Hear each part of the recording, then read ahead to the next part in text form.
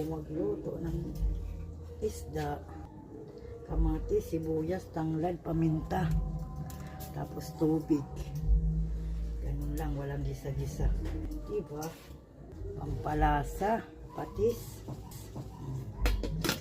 Simpleng luto ng ulam. Okay. Ayun, luto na. Yung isa payat. Tapos ito naman yung aking itlog ng dorado. Bigay sa akin ng susi ko. Diba? Sarap ng ulam. Lalagyan ko ng napakaraming talbos. Kain ko na lang ang apoy.